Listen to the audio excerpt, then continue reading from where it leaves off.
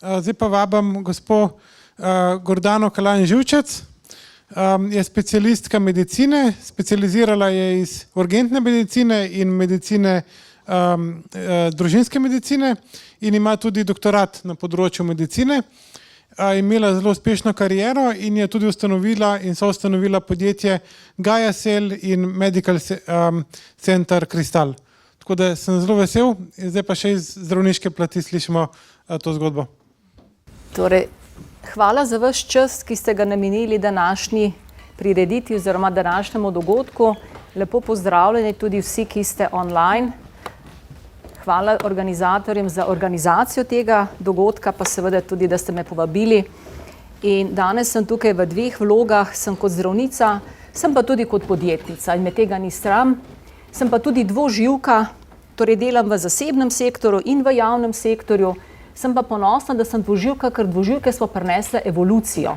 Če se spomnimo, so šle ribe na kopno oziroma plazivci, kar pomeni, da dvoživke delamo evolucijo, in če delamo dvoživke zdravnike evolucije v slovenskem zdravstvu, sem te priložnosti hvaležna. Delam še vedno kot zdravnica urgentne medicine 50% svojega rednega časa, čeprav mi je inšpektorica za delo nekaj spomladi letos prepovedala delati nadure, moram prerazporejati svoje ure in sem bila cel september prosta, ker sem imela prerazporeditev ur. Kar pomeni, da sem imela veliko časa za druge stvari, tudi za pripravo tega dogodka. Danes tukaj predstavljam podjetje Gaia Cell, ki je moje podjetje zelo mlado, ustanovilo je bilo 15. februarja letos.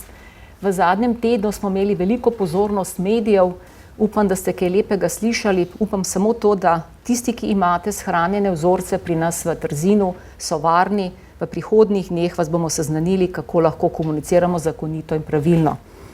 Danes bi vam pa rada predstavila nekaj lastnih izkušenj, nekaj znanstvenih spoznanj, pa tudi mogoče nekaj priložnosti, kaj lahko naredite sami za to našo zaželeno dolgoživost.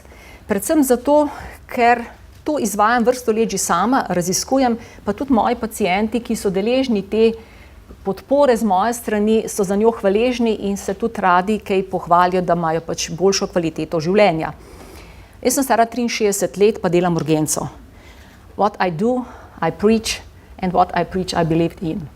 Torej, kar delam, tudi verjamem v to in kar govorim, tudi izvajam. In danes bi vam rada prečitala pravzaprav moj uvod, zato ker sem bila malo utrujena in se nisem dovolj dobro pripravila. Utrujenost je pa seveda posledica predhodnih dogodkov. In bomo prebrala povzetek moje predstavitve. Ta predstavitev bo seveda v zborniku, ki ga bo izdalo društvo, jo bom pa tudi objavila na naših spletnih straneh Gaia Cella in Kristal medicinskega centra. Torej, zdravje in kakovostna dolgoživost sta neposredno povezani. To je verjetno logično in tudi razumljivo. Kakovostna dolgoživost je tesno povezana s koncepti, ki so v osnovi enostavni in jih lahko izvajamo samostojno. O tem je že nekaj lepega začela gospa Maroltova in seveda nadaljevala moja predhodnica, torej gibanje, prehrana, počitek, socialni stiki oziroma domače živali so tehnike sproščanja. Da gradimo iz koncepti medicine, preventiva, prehranska dopolnila in šele na koncu zdravila. O tem drugem segmentu bom nekaj več govorila v zaključku. Nadgradimo iz koncepti medicine, kot so preventiva, prehranska dopolnila in šele na koncu ta zdravila, kot so tudi matične celice. Ravnotežje gibanja, prehrane, počitka s kvalitetne spance ter dnevna svetloba in osončenost, kontrolirana količina stresa, varna socialna mreža ter pozitivna naravnanost, občutek miru so v osnovi enostavni pristopi, na katere lahko sami aktivno vplivamo, se zanje odločimo in jih tudi izvajamo. Za danes bi pač želela povedati, da imate življenje v svojih rokah. Za svoje odločitve je vsak odgovoren sam, družba nam lahko nekaj pomaga, ampak za svoje odločitve je odgovoren vsak posameznik. In danes lahko svobodnim odločanjem, preventivnimi ukrepi in pomembnimi odločitvami tudi na področju medicine vzpostavimo 8 stebrov zdravja in jih harmonično zaokrožimo samostojno. Jaz sem poimenovala to Gordanina metoda, ker me pacienti dostikrat vprašajo, kako vi imenujete to vašo metodo. Ja, tako kot jo živim kot oseba, ne samo kot zdravnica. Torej, dajmo pogledati, prvi steber je gibanje. Tale slajd je z namenom avtogor, ker to vas je najbolj zanimalo, ne? To ste vsi videli. In če gremo naprej, bomo ta 5 konceptov gibanje, prehrana, počitek, socialne stike in domače živali razdelali nekoliko na širše. In vam bom dodala tudi primerjavo iz področja preventive. Preventiva je dolgočasna, takole, ker je dolgočasna tale slika. Prehranska dopolnila so že bolj zanimiva, o zdravilih pa verjetno bo koga še kaj zanimalo in upam, da na okrogli mizi o tem več spregovorimo. Je pa moje vprašanje, a je v tem auditoriju kak zdravnik? Ja, hvala kolegica, nisem več osamljena. Ponavadi sem na takih dogodkih zelo osamljena. In če se vrnemo na gibanje, zakaj, vedno je vprašanje, zakaj nekaj izvajamo, ne kako nekaj izvajamo. Najbolj pogosto so vprašanja, kako. Mene pa najbolj zanima, zakaj. Torej, kot zdravnico me zanima, zakaj je gibanje tako pomembno, ker seveda z njim gradimo in ohranimo mišično maso in trdnost okostja, ohranimo prožnost in vzdržljivost, ohranimo vitalen srčno-žilni sistem, delovanje notranjih organov in seveda zelo pomembno mentalno zdravje. Ali greste v prvo nadstropje peš? Kdo gre peš v prvo nadstropje? A greste v drugo? Kaj pa v tretje? Kaj pa v četrto? Kaj pa v deveto? Bravo, vse manj nas je, ampak gremo. Torej, nedavno sem bila na dogodku v Novartisovi palači. Dogodek je bil na 10. nadstropju. V 10. nadstropje smo šli kolegica iz podjetja Lotrič, kolega Mijo Kneževič, ki ga poznate, in jaz. Šli smo peš, vsi so bili šokirani. Tam je bilo več kot 60 ljudi, ki je šlo z dvigalom. Ja, zakaj sem šla peš v 10. nadstropje? Zato, ker me je na 3. letniku fakultete leta 1983 profesor Janežič srečal z 2 kolegicami pred dvigali kliničnega centra in nas je vprašal, kam pa kam, kolegice? In naš odgovor je bil, k vam na vaje, profesor. Je pa rekel, no pa pejmo. In smo šli v 7. nadstropje peš. Razložil je, da nikoli več v življenju ne najdeš priložnosti hoditi po stopnicah, v hribe gremo enkrat na mesec ali pa enkrat na teden, ampak aerobnega treninga vsakodnevnega ne dobimo, če ne gremo nekam v višino. Seveda so omejitve, srčno popuščanje ali pa prenašanje bremen, ampak v osnovi, če imate pred sabo stopnice, je to podlaga za dolgoživost vsak dan. Naredite jih. In naslednje vprašanje je, ali je to dovolj? Seveda ni dovolj samo aerobni trening. Zelo pomembno je, da tudi uporabljamo uteži, tudi premagovanje lastne teže je dovolj. In je to lahko dinamično ali pa statično. Lahko kvihtamo z utežmi, lahko delamo sklece ali pa delamo plank. Plank je statično premagovanje lastne teže. Koliko ljudi naredi med vami 1 minuta planka? Super, pa 2? Kaj pa 3? Kaj pa 3,5? To se da trenira, to ni tako težko, samo treniraš. Pa ni treba niti vsak dan, traja pa 3,5 minute. Se splača, vsaka minuta je vredna. Torej, pejmo naprej. Torej, gibanje, štenge, vaje, obremenitve, teža, dovolj. Kolikokrat na dan? Vse, kar je več kot nič, je velik. Premalo je nič. Vse, kar je več kot nič, je dovolj. Zdaj, tole okolico boste večkrat srečali z namenom, ker dostikrat govorimo o Hipokratu, govorimo o grških mitologijah. Tole je nekje iz Grčije. V tistem času so imeli vsi zdravo prehrano, pa veliko manj so jedli kot danes. Ampak že takrat so vedeli, da je med hranili in živili razlika. A veste, kakšna je razlika med hranilom in pa živilom? Hrano jemo, živilo potrebujemo. Mi v glavnem jemo hrano, redko kraj živilo. Ampak znanstvene učinke biotopa, tako kot je moja predhodnica že govorila, torej so že takrat vedeli, da se nekaj dogaja, tudi v prebavilih. A veste, kateri organ v telesu proizvaja največ serotonina? Serotonin poznamo, ne? A veste, kateri organ ga največ proizvaja? Prebavila, bravo. Zato je ena gospa, ki se mi to rekla, aha, zato sem jaz tako srečna, ker se dobro najem. Ne gre za to. Gre za to, da dejansko naša prebavila vplivajo na naše počutje. In živali, ki so plemenskega za vzrejo, veste, plemenski konji jejo enkrat na dan in ne dajo več. Tudi dobro, psi, ki so za vzrejo, jejo enkrat na dan, ne jejo več. In kaj naredi žival, ko je bolana? Ne je. Koliko dni? 2 do 3. 2 do 3. 2 do 3 se, zakaj? Zato, ker se od ust do riti do konca, do zadnjika izlevimo v 3,5 dnevih. Kar pomeni, če zmanjšamo nos prehrane ali pa celo gremo na čajno pauzo, bom potem mogoče o intermittent fastingu še kaj pa o tem govorila, ampak gre za to, da se očistimo prebavila in potem te živali grejo in pojejo drekce zdravih živali. Temu v medicini rečemo transplantacija fecesa. Veste, kaj to pomeni? Transplantacija fecesa, moram demonstrirati. Zdrav biotop imam, da selimo od zadaj gor. Zdaj, dostikrat se dogaja, da se medicina seveda posega tudi v življenje ljudi in potem prepovemo neka živila ali pa jih zelo svetujemo. Zelo so prepovedana jajca. Jajca je osnovno živilo, ljudje božji. Samo važno je, kako so te živali bile vzgojene in kakšna so ta jajca. In mislim, da je zdaj nedavno Lancet bi objavljen članek, mogoče ne 14 dni nazaj, ki je eden od znanstvenikov pojedel 720 jajc. Vsak dan je pojedel, ne vem koliko dni je jedel samo jajca. Vsi biomarkerji so se mu izboljšali, vključno z LDL holesteronom in HDL se mu je dvignil. Ob tem smo pa imeli vrsto let bombastične reklame o pomenu margarine. A jo še jemo? Jaz sem spet nazaj na maslu.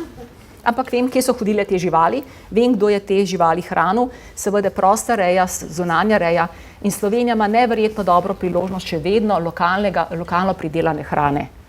Tako, ki je rekla doktorica pred mano, kefir, kislo zelje, kisla repa, fermentirana živila, vrhunska hrana, če imate zraven še kako ovčko, pa kako kozico, pa še kaj podobnega, pa domača jajca ste že zelo daleč z beljakovinami.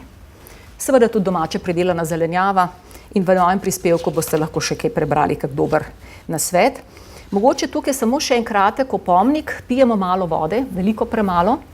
Začnite zjutraj s pol litra tople vode, ampak pomembna in količina in toplota, zaradi 2 razlogov.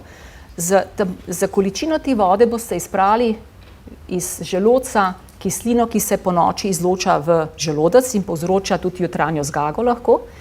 Za toploto boste pa stisnili žolčnik in še s peristaltiko boste sprožili in če ste na dobri poti, ne pojdite takoj v avto, počakajte nekaj minut, ker če ne se boste nekje ustavili. Jaz sem se morala večkrat. Jaz bi tukaj samo še nekaj poudarila, torej načrtujte svojo prehrano prav enako pozorno, kot načrtujete kariero, družino, finance in če ne morete načrtovati dobre prehrane, rajš ne jesti. Ni treba, ne rabimo. Jaz sem zelena gurmanka, sem bila zdaj na enem potovanju, na katerem je bila čudovita prehrana, ampak obljubim, da bom naslednjih 10 dni se držala tega, kar danes govorim. Tretji steber zdravja je počitek. Torej, Nobelovi nagrajenci Jeffrey Hall, Michael Rosbash in Michael Young so dobili celo Nobelovo nagrado leta 2017 za odkritje molekularnih mehanizmov cirkadianih ritmov. Ta posnetek govori samo o tem, da so naši hormoni tisti, ki nam dajejo priložnost avtopilota v našem telesu. Dokler tale avtopilot deluje, smo zelo na varni strani, kar tiče uravnoteženega metabolizma, ritma spanja, ritma prehranjevanja in tudi naše regeneracije. Jaz pravim, če greste spat ob 10:30, 11, najkasneje, poleti malo kasneje, pozimi malo prej, seveda ujamete ta ritem izločanja melatonina. Melatonin, ki ga dobite v tabletah, sicer lahko malček spremeni, oziroma mimikrijo naredi, se pravi pri jet lagih, ne morete pa kompletnega cirkadianega ritma nadomestiti, če ga jemljete peros. Dajte dovoliti svojemu organizmu, ko se mu gre spat, pejte spat. Ker takrat začne pa tisti ritem in rastnega hormona, in kortizola, in progesterona, in grelina, in leptina in po dobrem spanju shujšate 1,5 kg lahko do 2, če dobro spite. Če pa po noči vstajate, ne samo za jesti, se ta ritem ne zgodi in s tem seveda izgubite možnost, ki nam je ga telo že zdavnaj ima na razpolago. Jaz tukaj ne bom več govorila o tem ritmu, bi vas pa še opozorila na pomen sončnih žarkov, Pa ne samo na sončenje, ampak sončna svetloba, jutranja sončna svetloba je neverjetno pomembna, ker spet vpliva na epifizo, ki izroča melatonin, se pravi ustavi in ji omogoči v času, ko smo spet v zatemnjenem prostoru oziroma v zatemnjenem delu dneva, da bo epifiza lahko izločala melatonin.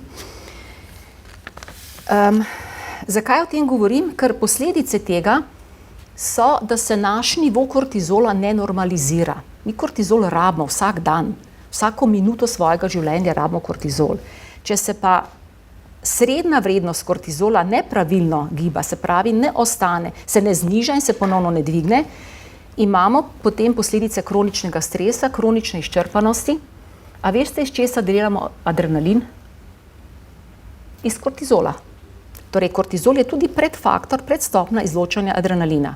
Če je teh pikov adrenalinskih veliko čez dan, se tudi izločanje kortizola ne more dosegati dovolj visokih ravni, kljub temu, da je visoko. To je tista znana kronična izčrpanost. In rabimo tedne, mesece, da lahko regeneriramo nadledvično žlezo. In rabimo počitek, sprehod, malo jest, veliko dobre družbe. Šele tako se bomo regenerirali, ampak ko pridemo v fazo kronične izčrpanosti, je pot nazaj zelo dolga, ker je tudi pot do kronične izčrpanosti zelo dolga, kar pomeni, en teden dopusta ni dovolj. Takrat so bolniške, mesečne in niso dovolj antidepresivi, ker je telo izčrpano. Ena je ta fizična izčrpanost, ena je pa tudi tista, ki rečemo psihološka, torej ko smo preutrujeni in ne zmoremo več. Meni se je leta in leta dogajalo, da sem morala najprej, preden grem domov, se ustaviti na parkirišču, počakati 10-15 minut, se predihati in potem iti domov. Zakaj? Da pade adrenalin, da pade kortizol. A veste, adrenalin se v 3 do 5 minutah porabi v organizmu. To vemo pri reanimacijah. Ga dajemo na 3 minute, na 4 minute, tako kot je potrebno. Ko ga pa te pike dobiš večkrat na dan, je pa to tako naporno za organizem, da se moraš prav oddahniti, da greš lahko počivati. A je kdo med vami že izkusil občutenje miru? Veste, kaj je občutenje miru? Ja? A ste lahko 5 minut čist pri miru? A ste lahko 10 minut čist pri miru? A ste lahko 20 minut čist pri miru? Super. A imate že izkušnjo, kako je težko biti v 6 minuti čist pri miru, ko vas začne srbeti, pa to, pa mogoče kdo kliče, ne? Kako nam možgani dajo neke signale, ki jih sploh ne rabimo. Ampak lahko vam povem, ko začnete trenirati in rabite približno 2 do 3 tedne, 10 minut, nič več. Začnite po 10 minut, čist pri miru. Usedite se, oddahnite se, lahko tudi v avtu na parkirišču, ugasnite radio, ugasnite mobitel in boste pri miru. Lahko mižite, lahko gledate. In kot enkrat dobite izkušnjo, kako se telo umirja, boste za to izkušnjo hvaležni. Če smo prej govorili o 3 minutah in pol plenka, zdaj govorimo o 10 minutah počitka. Jaz sem prvič to vajo naredila na stranišču, da bi socialno sprejemljivo, da ti daje mir. Tudi telefon lahko pustiš nekje zunaj. Ampak to je v bistvu odvisno od nas. Te intervali so tako kratki in tako učinkoviti. Jaz delam po 20 minut na dan, vsak dan, mogoče tudi vsak dan ne, ampak so dnevi, ko mi je to nujno potrebno.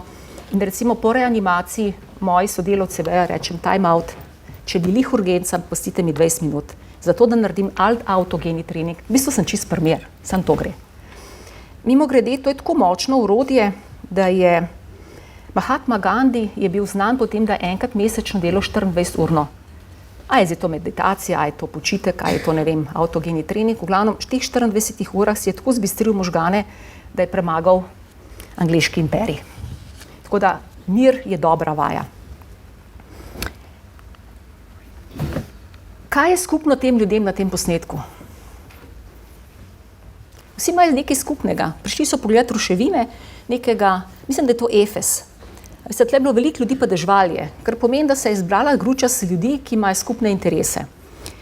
Jaz pravim, da so krize zelo dobro orodje oziroma zelo dobra situacija resetiranja prijateljev oziroma tudi družinskih vezi. V času dobrih krav, zdravih krav oziroma debelih krav smo vsi hitri prijatelji. Ko pa pride kriza, se pa te ta situacija zelo, zelo spremeni oziroma resetira, kar je v bistvu dobro. In v kriznih situacijah slišimo, da nam stojijo ob strani le še domači, če jih seveda imamo in z njimi negujemo odnose, nekaj prijateljev pa nekaj pozitivnih ljudi. Jaz bi celo temu dodala, kaj se zgodi, če greste v rudnik z belo obleko? A bo rudnik čist? Ne bo, obleka bo umazana. Torej, ne samo, da se družite s pozitivnimi ljudmi, izogibajte se toksičnih. Če vam nekdo kar naprej nekaj jamra, pa kar naprej nekaj razlaga, kako je v življenju neka krivica se mu zgodila. Kalimero sindrom vpliva tudi na vas.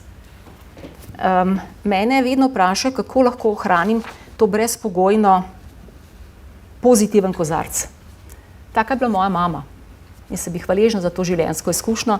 To je tudi genetika, je pa tudi odločitev. Ne družim se več s toksičnimi ljudmi. Ne rabim, ne potrebujem in jih ne morem spremeniti, dokler se oni sami ne bodo spremenili. Lahko pa oni negativno vplivajo name in se seveda temu izogibam. Torej, pozitivni ljudje okoli nas so koristni in potrebni, vsi jih potrebujemo. Potrebno je pa tudi medgeneracijsko druženje. Včasih je bila družina vsaj 3 generacij, tudi 4. Mi smo zdaj družina 4 generacij. Jaz sem babica, imamo tudi še živo taščo in smo zdaj 4 skupine in 4 generacije. Sem zelo hvaležna za to izkušnjo, ker lahko pokažemo našim tam mladim, pa še unim njihovim otrokom, kako pomembne so naše razlike. Otroci so polni igrivosti, vzvedavosti. Naša Mija je stara 13 mesecev in je seveda vse zanima. Mi ta stari pa tam mlade učimo, kako ne pilotirajo, da bojo tudi oni kdaj stari. In če rečemo prej, da smo govorili o starosti, jaz sem mogoče že zrela, nisem pa še stara, ker še nisem modra. Moraš biti star, da si lahko moder.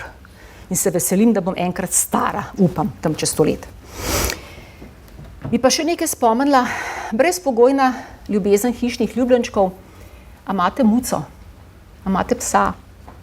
A veste, koliko so veseli, ko pridete domov? Nobeden ni bolj srečen kot domači živali. Še ribice so vesele, ki jih pogledaš. Ne? A veste, to pokaže, kako potrebujemo to ljubezen, to podporo in tudi veselje, da se nam nekdo veseli. Tako da vse to vpliva na ta mentalni del, na ta del, ki mu rečemo sproščanje, ki ga lahko potem nadaljujemo tudi v aktivno obliko. Kot zdravnica vam lahko povem, in to so dokazi iz literature, da je 60-80% obiskov pri zdravniku povezano tako ali drugače s stresom, ki ga sprejme telo. Stres je seveda lahko fizičen ali pa psihičen. Kjer je težji? A je težje delati na urgenci ali težje delati na psihiatriji? Jaz spoštujem kolege psihiatre, ki tega stresa ne bi prenesla nikoli. Znam pa delati reanimacijo. Ja. In ko smo imeli Gola Reber, se verjetno še spomnite prometne nesreče proti Primorki, ki je bilo pač zaradi megle udeleženo preko 200 vozil, še mislim, da 4 segmenti so bili. Mi smo to prometno nesrečo zrihtali, moja ekipa, jaz sem vodila to zdravstveni del reševanja, bilo nas je ekip tam 30. Zrihtali smo v 2 urah. In ko smo šli z dogodka, je kolega, ki je bil z mano, rekel, meni se je zdelo, da smo tukaj cel dan. Pa smo bili samo 2 uri in smo vse naredili. Kakšna je bila količina stresa? Sem rabila 20 minut, ja.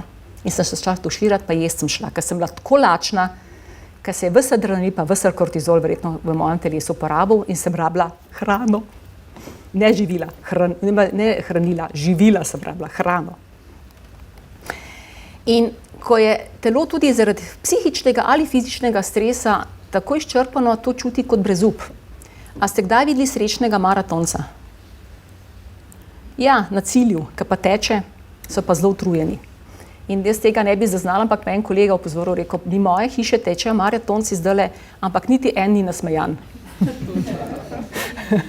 Ampak hočem povedati, maksimalni napori, vrhunski športniki imajo neverjetne fizične obremenitve. Jih občudujem, si pa želim, da bi čim prej zaključili take napore, ker če ne bojo moje stranke na urgenci. Ne bojo sicer mogoče več moje karieri, ampak tudi lahko, da bo še, tudi če so mladi, so te napori res izjemni. Spoštujem njihove dosežke, ker to je mentalni dosežek, to ni samo telesni dosežek, vendar je to izčrpavanje organizma in tudi maratonci. Se vidi ste športnike, ki grejo v stanje brezupa, čeprav so bili vrhunski kondiciji in vrhunsko pripravljeni. In če se vrnem nazaj naprej tisto meditacijo, poskusite danes, ko pridete domov, sedeti 10 minut, pa si naštemajte uro, ker občutek časa je čuden. In ta občutek časa jaz zaznam, ko se mi začne muditi, pomeni, da čas teče drugače. Zaznava je drugačna. In ko se ti mudi, se ti pač veš, da ti čas teče in mimogrede, koliko imam še? Lahko še 50 lahko, hvala. Se vam ne mudi, hvala. Torej, jaz rečem pri nas na reševalcih takole, time out, ker čutim, zaznavam čas, delam pa hitro. Ampak delati hitro ali pa se mi mudi je velika razlika. Tako da jaz bi res želela z današnjega dogodka, da mogoče nesete eno sporočilo, ko imate napačno ali pa drugačno zaznavo časa. Vzemite zrak, vdahnite se, ustavite se 10 minut, bo vse drugače čez 10 minut. Ni treba jutri. Zdaj pa pojmo še malo na medicinski del. V tem istem, oziroma ne to nekje drugje, to so terme enega grškega kompleksa. Torej, že stari Grki so vedeli, da regeneracija in skrb za telo in duševno zdravje ima pomembne pozitivne učinke. Moram povedati, da država je vendarle pripravila, ne glede na to, da se tem zelo malo ve, celo jaz nisem vedela, dokler nisem šla pogledati na spletno stran Nacionalnega inštituta za javno zdravje, koliko lepih preventivnih programov je dostopnih državljanom. Res veliko. Poznamo Doro, poznamo Svit, poznamo ženske papa teste, pa se pa že kar počasi neha. Tako je. In izjemno veliko se posveča mentalnemu zdravju, preventivnemu delu, športu in tudi vključeni so športniki, ki znajo to predstaviti na res pozitiven način. Lahko samo zaploskam. Res, in je to nekaj, kar je država že pripravila in dajte to uporabljati, to deluje, ljudje moji. To ni treba več hoditi zdravniku za socialne stike. Greste lahko k medicinski sestri, ki je za to usposobljena, greste lahko za krepitev zdravja centre, tudi za duševno zdravje. Jaz na urgenci tega manj poznam, ker pač imamo drugo vsebino dela, ampak kadar le je priložnost, napotim ljudi, ker potrebujemo vsi to podporo. Enkrat v življenju je vsakemu težko. Pa če mu je dvakrat in trikrat in imaš roko, ki ti daje pomoč, in tukaj so strokovnjaki tega področja, je to nekaj, kar kot preventiva deluje. Leta nazaj, pa ne tako daleč nazaj, je bil angleški stav Prevention doesn't pay. Yesterday the prevention pays. To vam pa lahko povem tudi iz zelo preprostih, profesionalnih preventivnih programov, ki jih izvajamo tudi v Kristal medicinskem centru. Eden od njih je presejalni test za 70 solidnih tumorjev. Veste, biomarkerji so tako danes v porastu in možnost z biomarkerji ugotoviti določena klinična stanja se je v zadnjih 5 letih 5krat okoli obrnili, pa verjetno se bo v naslednjih letih še bolj. In vsi se bojimo raka, ne? Ali pa ne, malo imamo genetike, pa presejalni testi so premalo specifični ali pa premalo senzitivni, da bi ga odkrili v zgodnjih fazah. Test Truček ima edino omejitev finance. Je predrag, da bi si ga lahko vsak privoščil, tudi država ga ne more zagotoviti, ker bom pa spet tako rekla, koliko ozaveščenosti je pri kadilcih, koliko ozaveščenice je pri ljudeh, ki ne naredijo čisto nič od tistih 5 stebrov pred tem in zakaj bi lahko imeli na razpolago samo to, kar lahko naredi nekdo drug. Začnimo pri ta prvih 5 sami. Potem pa lahko začnemo nadgrajevati tudi pri tistih, ki so finančno obsežnejši, dražji, da rečem tako, pa vendarle ta stalna solidarnost ima neko mejo. Veste, jaz na urgenci človeku, ki ima kronično obstruktivno bolezen, pride tako zakajen, da je njegova garderoba smrdi, povem, da ne morem dihati. In da mu verjamem, da ne more dihati, ker tudi jaz ne morem dihati zraven njega. In ko pridem v prostor, v katerem je vse zanemarjeno, pa ne zaradi bolezni, ampak zaradi nemarnosti.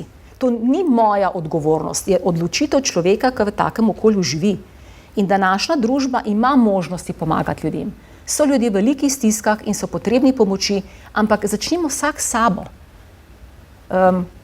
Kot sem rekla, sem bila zdaj pred nekaj dni odsotna in je bilo tako hecno. A veste, na obali so bile plastične vrečke, bilo nas je 12. Jaz sem vzela eno vrečko, pa sem začela pobirati. Pa je prišel pa še mož za mano, pa sem pobrala celo plažo v 10 minutah. Zakaj? Ker je prav. Nič drugega. A je to kaj naredilo? Verjetno globalno nič, ampak tista plaža bo nekaj ur do naslednje burje čista. Zakaj? Ker če vsak nekaj naredi za družbo in zase, bo ta družba boljša, bo naše zdravje, bo vsak posameznik boljši. In preventiva je ravno to, kar lahko naredi vsak sam, z družbeno pomočjo ali pa tudi samostojno z finančnimi vložki. Če se bo kdo odločil za to, lahko o tem več prebere na naši spletni strani Kristal medicinskega centra. Ni pa to potrebno vsakemu, vedno se dajte posvetovati, ne plačujte kar nekaj za to, kar je dostopno, ampak če potrebujete, če je to nekaj, kar rabite, če ste stari 30 let, pa imate dobro anamnezo, pa ste primer. Če imate pa slabo družinsko anamnezo, pa ste še zmeraj zdravi, pa dajte se posvetovati z nekom, ki to obvlada, pa vam bo dal lahko pravo usmeritev. Druga so, oziroma 7 steber so fenomenalna prehranska dopolnila. Kdo jih jemlje? Kdo jih ne jemlje? Vete, če smo se prej pogovarjali o uravnoteženih živilih in prehrani, jaz sem do enega 45. 50. leta nisem imela nič. Razen 2-krat v življenju sem rabila železo, ker sem bila krvodajalka in seveda v reproduktivnem obdobju ženske rabimo več železa in sem pozabila, da moram več mesa jesti. In sem tako anemična, da mi niso hoteli vzeti več krvi. Sem rabila več železa. Zdaj ga ne rabim več. Ampak veste, učinek prehranskih dopolnil se pozna največ na vašem budžetu, na vašem proračunu. Največ. Ali jih res potrebujete, če jih jemljete s poličke, mogoče tudi kaj dobrega zadanete. Tudi mogoče kakšna stvar vam bo koristila. Da ne bo pomote, nisem proti nadomeščanju določenih sestavin, ki jih potrebujemo v prehrani. A je zdaj to vitamin D, a je omega, a je kaj drugega?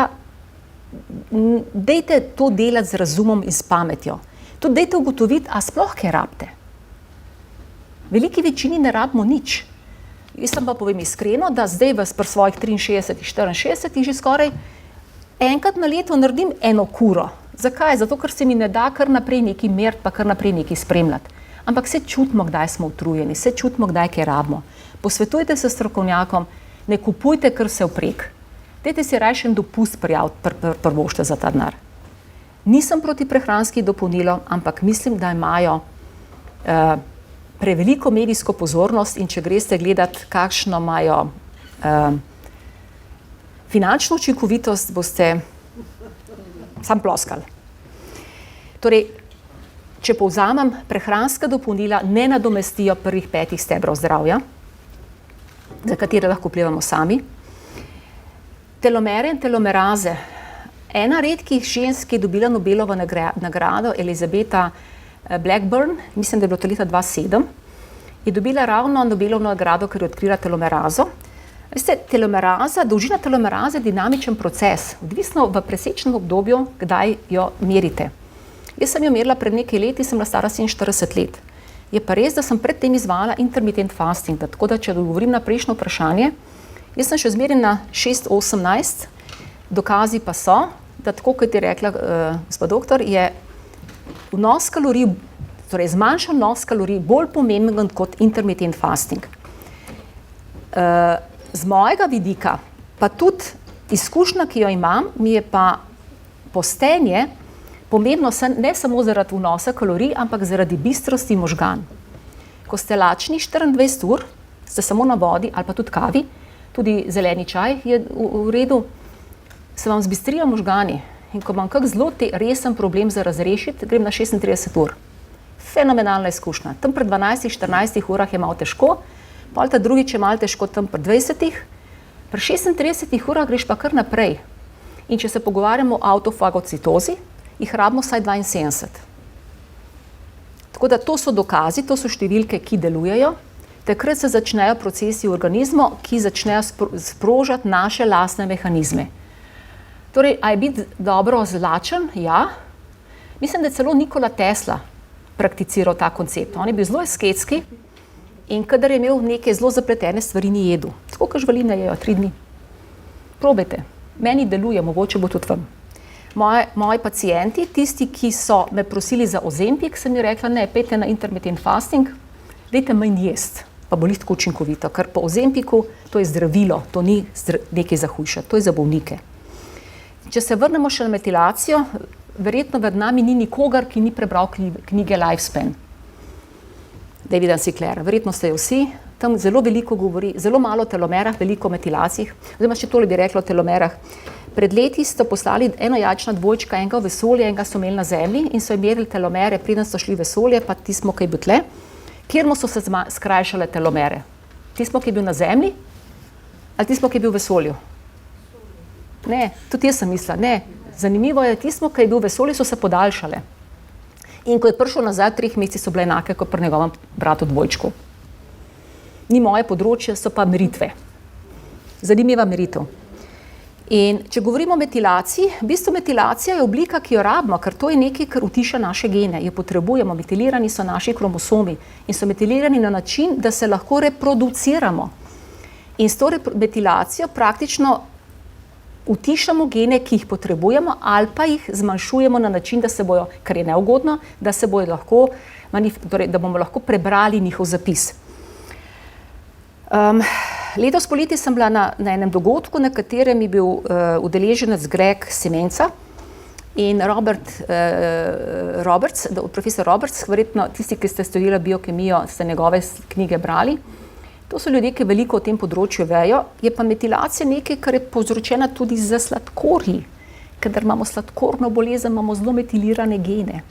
Če pozdravimo sladkorno bolezen, bomo tudi metilacijo zmanjšali. Torej, metilacija je spet dinamičen proces in vsa tista prehranska dopolnila, ki smo prej o njih govorili, zelo praktično govorijo o tem, da bojo zmanjšale metilacijo in učinek metilacije v organizmu.